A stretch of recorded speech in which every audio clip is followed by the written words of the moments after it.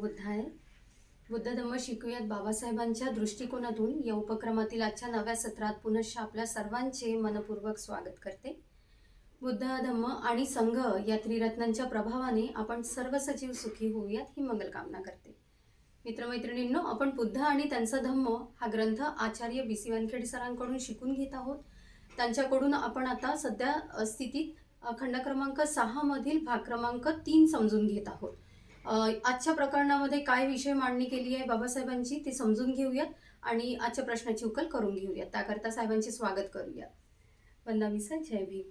जय भीम. स्वागत आहे सर नवीन प्रकरणामध्ये आपलं. सर, आपण बुद्धांचे आलोचक बघितले, टीकाकार बघितले. आता भाग क्रमांक 3 मध्ये आपण धम्माचे आलोचक बघून घेत आहोत. त्यामध्ये आता बाबासाहेबांनी तिसरं प्रकरण टाकलेलं आहे अहिंसेच्या सिद्धांताचे आलोचक. अहिंसा म्हणजे काय आणि त्याबद्दलची माहिती तुम्ही यापूर्वी सुद्धा आम्हाला समजवलेली आहे, शिकवलेली आहे, कारण यापूर्वी ग्रंथात तो विषय आलेलाच आहे. पण अहिंसेच्या इतक्या सुंदर आणि ज्या तत्वाला, ज्या सिद्धांताला संपूर्ण जग आज फॉलो करतो, हे त्याच्या वरती चालत आहे, त्या सिद्धांतावरती सुद्धा टीका टिप्पणी झालेले आहेत. कसं आहे हे प्रकरण आम्हाला समजून सांगावं आपण ही विनंती करते. अहिंसा तत्वाचे टीकाकार म्हणजे जे अहिंसा, जे हिंसा करायची नाही म्हणजे अहिंसा, त्याला अहिंसा या तत्वाचे टीकाकार होते. तर ते टीकाकार काय बुद्धाला म्हणायचे, म्हणजे अहिंसेच्या बाबतीत बुद्धांना का बरं असे टीका करायचे. अहिंसा तत्वाला ज्यांचा विरोध होतो असे काही लोक होते. अहिंसा तत्वाला ज्यांचा विरोध होता असे लोक होते. त्यांचे म्हणणे होते की त्यामुळे अकुशल पापाचा अप्रतिकार व त्या समोर शरणागती पत्करावी लागते. म्हणजे काय होते, त्यावेळेस जे अहिंसाचे तत्वाला विरोध करणारे लोक होते ते म्हणायचे होते की अकुशल पापाचा अप्रतिकार म्हणजे पापाचा अप्रतिकार करायचा व त्यासमोर शरणागती म्हणजे बा मी शरण आलो तुले, तू मारत बस. समजलं, मी शरण आलो तुले म्हणजे मारत बस, म्हणजे पत्करावे लागते. तथागताने शिकलेले अहिंसा तत्वाचा हा पूर्ण विपर्यास होता, असं काही बुद्धाने सांगितलेलं नाही. बिलकुल संदिग्धता व गैरसमज राहू नयेत म्हणून तथागताने आपली भूमिका अनेक वेळा स्पष्ट केली आहे. मागं आपण पाहिलं अहिंसा त्या संबंधाने तत्वच पाहिलं आपण. तर ते तत्व कसं होतं, तर बुद्धाने आपली भूमिका कशी स्पष्ट केली याबाबत या प्रकरणामध्ये आपण पाहणार आहोत. यापैकी पहिला उल्लेखनीय प्रसंग म्हणजे संघात सैनिकाला प्रवेश देण्याबाबतचा नियम केला तो. म्हणजे अहिंसाला बुद्ध कसे मांडतात हे सर्वप्रथम लक्षात घेऊ. एकदा मगध देशात सीमाभूमीत बंड आंदोलन झाले तेव्हा मगध नरेश सेनीय बिंबिसाराने आपल्या सेनापतीस आज्ञा केली की जा आणि आपल्या सेनाधिकाऱ्यांना सीमा प्रदेशातील बंडखोरांना शोधून काढून त्यांना शिक्षा करण्यास आणि तिथे शांतता प्रस्थापित करण्याचे आदेश द्या. सेनापतीने तसं केलं. सीमाभाग म्हणजे काय, इथून दुसऱ्या राज्याची सीमा, इकडून दुसऱ्या राज्याची सीमा. जशी आता आपली भारत पाकिस्तान सीमा झाली, भारत चीन सीमा झाली, जे आपल्या आजूबाजूला भारत म्यानमार सीमा झाली, भारत श्रीलंका सीमा झाली, म्हणजे जे काही देश आपल्या आजूबाजूला आहे तसंच त्यांनी काय सांगितलं, आपल्या सेनापतीला जा त्या सीमेवर कोणतरी बंडखोरपणा कोंडाले त्यांना पकडा आणि त्यांना पकडून शिक्षा द्या. सैनिकाले पाठवलं आणि त्या सेनापतीने तसं केलं. सेनापतीचा आदेश ऐकून सेनाधिकाऱ्याची द्विधा मनस्थिती झाली. आता सेनाधिकारी आणि सेनापती आणि सेनेचा अधिकारी, सेनापती वेगळा, सेनेचा अधिकारी वेगळा. आता सेनाधिकाऱ्याची द्विधा मनस्थिती झाली. जे युद्धावर जातात आणि लढायात ज्यांना आनंद प्राप्त होतो ते हिंसा. बघा, आता जे युद्धात जातात आणि लढायामध्ये ज्यांना ते जिंकतात, ज्यांना आनंद प्राप्त होतो ती हिंसा. अकुशलता करतात आणि पुष्कळ अवगुण प्राप्त करतात अशी तथागताची शिकवण होती हे त्यांना माहीत होते. या उलट बंडखोरांना पकडा आणि त्यांचा निपात करा अशी राजआज्ञा होती. अशा परिस्थितीत काय करावे असा स्वतःशी तो विचार करू लागले. आता सेनाधिकारी कसे विचार करू लागले, समजा युद्धात गेलो, त्यांना मारलं, त्यांना पकडलं, त्यांच्यात मस्त त्याला आनंद आहे. घ्या, तुम्ही गडबड करताना तुम्हाला आम्ही मारून टाकतो, तुम्हाला ते हे करतो, विजय प्राप्त करतो, त्याचा आनंद होतो. दुसरी परिस्थिती अशी की त्यांना जर मारलं तर बुद्ध काय म्हणतात, हिंसा होईल ना, मारलं तर हिंसा होईल ना. हो. दुसरं असं होतं, एका बाजूनं राजानं आपल्याला आज्ञा दिली की जा ते कराच तुम्ही, हो. म्हणजे हे जर आज्ञा पाळली नाही हं. तर ते होणार नाही. हं. आणि ते झालं तर मग हे राजाची आज्ञा मोडल्यासारखं होईल. मग आता काय करावं? सेनाधिकाऱ्यांनी विचार केला की जर आपण तथागताच्या भिक्खू संघात प्रवेश केला तर या समस्येतून आपली सुटका होईल. बघा त्याने काय केला विचार, म्हणजे राजाची आज्ञा मोडल्यासारखं नाही होईल आणि युद्धामध्ये जाऊन त्यांना मारूही नाही, हिंसा येणार नाही. म्हणजे या दोन्ही गोष्टीतून त्यानं मीन काढला. आणि मग त्यासाठी ते सेनाधिकारी भिक्खूकडे गेले आणि त्यांनी प्रवर्जेची याचना केली. भिक्खूंनी त्यांना प्रवर्जा उपसंपदा दिली. सेनाधिकारी सैन्यातून लुप्त झाले. जे सेनाधिकारी होते, अधिकारी होते सेनेचे, आता ते भिक्खूकडे गेले. भिक्खूंना त्यांनी याचना केली, त्यांना दीक्षा दिली, प्रवर्जाही दिली ना उपसंपदाही दिली म्हणते. जेव्हा सेनाधिकारी कुठे दिसणार तेव्हा सेनापतीने सैनिकांना विचारले, सेनाधिकारी कुठे दिसत नाही कसे काय? सेनापती महाशय, सेनाधिकाऱ्यांनी भिक्खूची धम्मवृत्ती स्वीकारून संघात प्रवेश केला आहे, सैनिकाचे उत्तर मिळाले. आता शोधाशोध झाली, कुठे गेले सेनाधिकारी, दिसून नाही राहिले.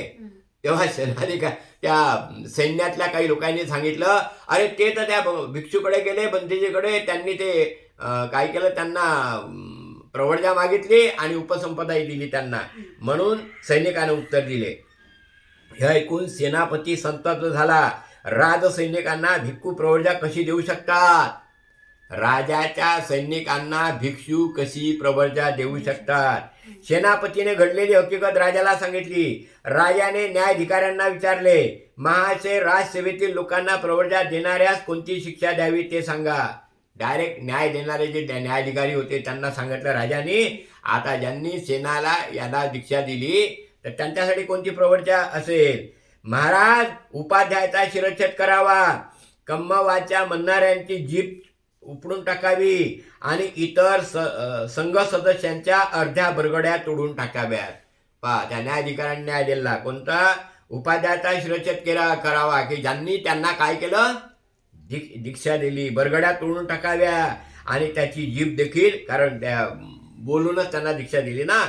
नंतर तथागत जिथे होते तिथे राजा गेला आणि विहार करीत अभिवादन करून हकीकत तथागताजवळ कथन केले की तथागता असं असं झालं, तुमच्या भिक्षूंनी आमच्या काही सेनाधिकाऱ्यांना, ते गेले अधिकारी, त्यांना प्रवर्जा मागितली, यांनी प्रवर्जाही दिली, उपसंपदाही दिली आणि मग ते सेनेतून लुप्त झाले, सैन्यातून. आता ते त्यांच्यासाठी आम्ही काय करावं? तेव्हा हे कथन बुद्धाजवळ केलं. आता तथागत म्हणतात, तथागत, आपणास ज्ञात आहे की कित्येक राजे धम्माच्या विरुद्ध आहेत. कोण म्हणते? आता हा राजा म्हणते तथागताले, आपणास माहीत आहे की कित्येक राजे धम्माच्या विरुद्ध आहेत. हे विरोधक राजे क्षुल्लक निमित्तासाठी सुद्धा भिक्खूंना छेडण्यास सदैव तयार आहेत.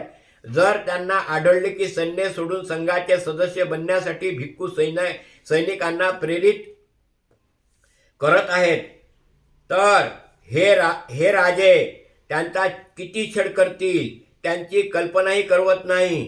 ही आपली आपत्ती टळावी म्हणून तथागतांनी योग्य ते करावे अशी विनंती आहे. राजांना जाऊन सांगितलं की अनेक राजे काय करतात? भिक्खूचा छेड करतात. कित्येक राजे संघाच्या धम्माच्या विरुद्ध आहे आणि काही भिक्खू जर समजा जे सैनिक आहे त्यांना जर प्रवर्जा करत असतील तर मग काय होईल? हे सदस्य जर त्याच्यामध्ये गेले तर काय होईल? म्हणून ही आपत्ती आपल्यावर येईल. म्हणून ही आपत्ती टळावी म्हणून योग्य ते तथागतांनी करावे अशी विनंती कोणी केली? महाराजाने केली.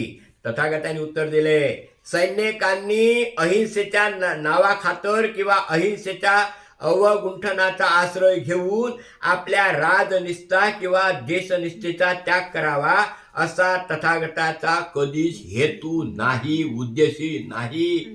अशा प्रकारे तथागत सांगून राहिले, अहिंसेचा म्हणजे राजनिष्ठा सोडून अहिंसेचा आश्रय घेण्याकरता त्यांनी दीक्षा द्यावी किंवा संघात सामील व्हावे असा हेतू बिलकुल तथागताचा नाही. त्याप्रमाणे तथागतांनी राजसेवेतील लोकांना संघात प्रवेश न देण्याबाबत एक नियम जाहीर केला. लगेच नियमही जाहीर केला संघाला. व भिक्खूंना तसे सांगितले, भिक्खू राजसेवेतील लोकांना राजाच्या पूर्व परवानगीशिवाय प्रवर्जा देण्यात येऊ नये. जो कोणी अशा लोकांना प्रवर्जा देईल त्याने दुष्कृत्याचा गुन्हा केल्यासारखे होईल. विनयपीठ विनयपीठ वाचला आपण, हाय त्याच्यामध्ये. विनयपीठकामध्ये नियम केला संघाने. दुसऱ्या एका वेळी श्रमण महावीराचा अनुयायी सिंहसेनापती याने अहिंसेच्या विषयाबाबत तथागतांशी संवाद साधला आणि चर्चा केली. सिंहसेनापती होता, महावीराचा तो अनुयायी होता. महावीराचा अनुयायी होता. सिंहाने विचारले, तथागताच्या या तत्वाबद्दल माझ्या मनात अजून एक आशंका आहे. तथागत सांगतात की धम्म मला यथातथ्य समजावा म्हणून माझ्या मनावरील आशंकेचा पडदा दूर करण्यास तथागत अनुमती देतील काय? प्रश्न विचारला. तथागतांनी अनुमती देता सिंहसेनापती म्हणाला, हा पहिले महावीराचा अनुयायी होता, तथागत मी एक सैनिक आहे आणि राज्यात कायद्याचे पालन नीट व्हावे आणि वेळ प्रसंगी युद्धाची कार्यवाही करावी म्हणून मला राजाने नियुक्त केले आहे. दुःखिताबद्दल करुणा आणि असीमित दयेची शिकवण देणाऱ्या तथागतांना गुन्हेगाराला शासन करणे मान्य आहे काय? डायरेक्ट प्रश्न विचारला बुद्धांना. सिंहसेनापतीनं चांगला प्रश्न विचारला, अगदी माझ्या मनातलं. मला तुम्हाला बरोबर समजून घ्या, म्हणजे गुन्हेगाराला शासन करणे मान्य आहे काय असा प्रश्न आहे तो. दुसरे म्हणजे आपली घरे, बायका, मुले, चीज वस्तू ह्याचे रक्षण करण्यासाठी युद्धाचा मार्ग पत्करणे हे चूक आहे असे तथागत सांगतात काय? दुसरा प्रश्न बरोबर लक्ष द्या. तसेच तथागत संपूर्ण शरणाची समर्पणाची शिकवण देतात काय की जेणेकरून अत्याचारी लोकांनी काही केले तरी मी सहन करावे आणि जे माझ्या मालकीचे आहे ते बळजबरीने कोणी नेत असेल तरी नेऊ द्यावे. तसेच सर्व संघर्ष मग ते न्याय करण्यासाठी असले तरी ते निषिद्ध आहेत असे तथागत मानतात काय? प्रश्न विचारले 3-4 फारच महत्वाचे आहे शिवसेनापतीचे प्रश्न. हे जर विचारले म्हणजे अनेक लोक म्हणतात मग आता तू जास्तच गडबड करून आला शेजारी, आता कायच करावं त्याचं. आता आपण बौद्ध धर्मीय लोक सगळे करणं जमत नाही, आपल्याला बाकीचं करत नाही, त्यांना आपल्या घरचं ते उचलून घेऊन गेला, आता काय करावं त्याला? आता बुद्ध उत्तर देतात. बरोबर लक्ष द्या रे बा. बऱ्याच लोकांच्या समस्या आहे ह्या, खूप लोकांच्या आहे आणि इथं अनेक लोक अडचणीत येतात आणि आपल्याला सांगतात आम्ही बौद्ध धर्मीय लोक, आम्ही करावंच काय करावं. अरे वाचा ना बाबासाहेबांचा बुद्ध. सिंहसेनापतीचे प्रश्न विचारा आणि त्याचे उत्तर पहा. काय म्हणते? तथागतांनी उत्तर दिले, जो दंडनीय आहे त्याला शासन झालंच पाहिजे. वा, जो दंडनीय आहे, ज्यानं दंड केला, गुन्हा केला, त्याला दंड त्याच दिलाच पाहिजे. आणि जो उपकार आहे त्याला लाभ मिळालाच पाहिजे. ज्यानं कुशल कर्म केलं, ज्यानं चांगलं काम केलं त्याची प्रशंसा केलीच पाहिजे. ह्या बरोबरच कोणत्याही प्राणी मात्राला अपाय करू नये, उलट त्याला प्रेमाने आणि दयाने वागवावे. जाणून बुजून कोणत्याही प्राणी मात्राला हे द्यायचं नाही. हे आदेश परस्पर विरोधी नाहीत, कारण ज्या कोणाला अपराधाबद्दल शासन करणे इष्ट आहे तो न्यायाधीशाच्या द्वेषबुद्धीने सजा भोगत नसून आपल्या अपराधाचे फळ म्हणून तो भोगत असतो. बरोबर.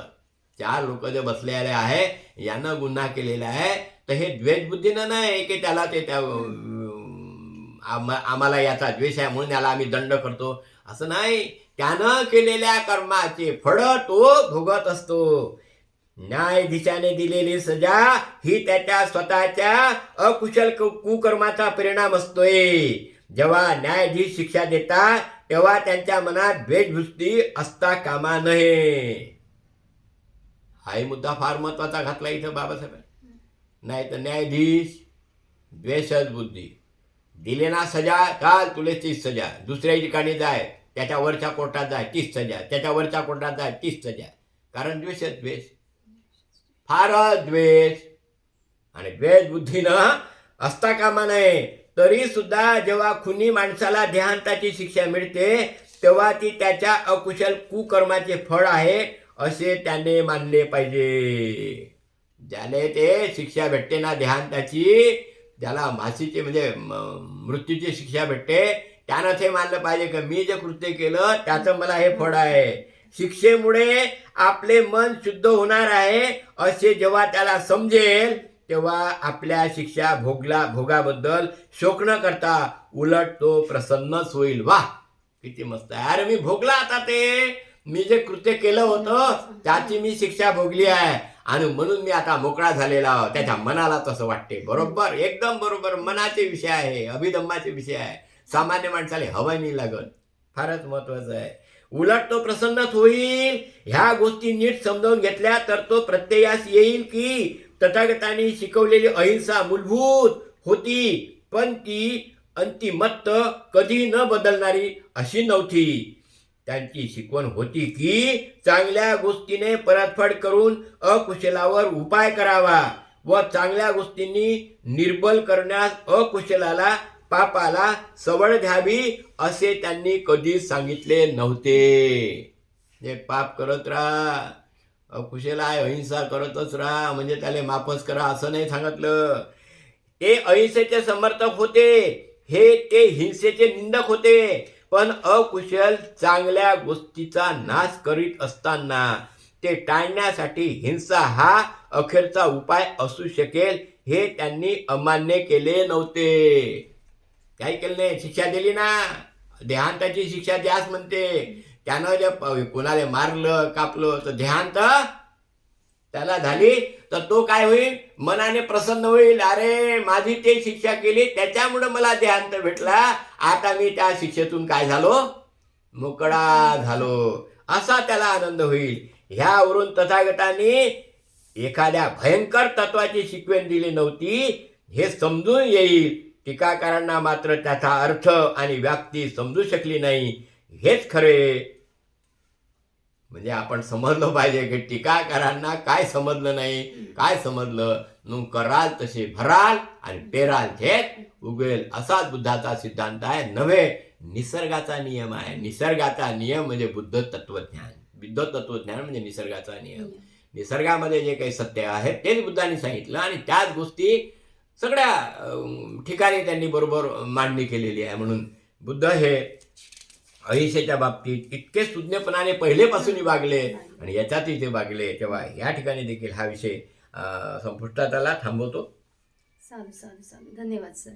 फारच सुंदर पद्धतीने सरांनी समजून सांगितलेलं आहे आणि आपल्याला सुद्धा सर्वांना समजलेलं असेल की अहिंसेचा खरा अर्थ काय आहे. आणि साहेब एक उदाहरण नेहमीच देत असतात आम्हाला शिबिरामध्ये. घरात साप निघाल्यानंतर त्याला आपल्याला सोडून द्यायचं आहे की काय करायचं आहे या कन्फ्युजनमध्ये राहण्यापेक्षा त्याच्यापासून इजा होण्याची शक्यता असते, त्याला मारून टाकलेलं बरं. म्हणजे त्यावेळेस अहिंसा हे तत्व जे आहे ते पालन करायचं की नाही हे कन्फ्युजन ठेवायचं नाही आहे. सोबतच जेव्हा आपल्याला शिक्षा प्राप्त होते तेव्हा त्याला म्हणजे पॉझिटिव्हली सकारात्मक दृष्टीने जर आपण घेतलं आणि या शिक्षेतून आपण निघालो, आता पुढील प्रवास आपण करू शकतो असा सुद्धा आपण विचार करू शकतो. हे बाबासाहेबांनी इथे लिहिलेलं आहे, सांगितलेलं आहे. आणि महत्त्वाची गोष्ट म्हणजे टीकाकारांवरती स्पष्टपणे आपलं मत मांडत बाबासाहेब म्हणत आहेत आपल्याला इथे की त्यांना कदाचित ह्या गोष्टी समजलेल्याच नाही आहेत. समजल्या असत्या तर त्यांनी टीकाच केली नसती. असं सिंपल साधी गोष्ट आपल्याला इथे समजून येते. पुढील सत्रात पुढील प्रकरणात भेटूयात आपण. सर्वांचे मंगल, कल्याण. जय भीम सर्वांना. जय भीम. जय भीम. जय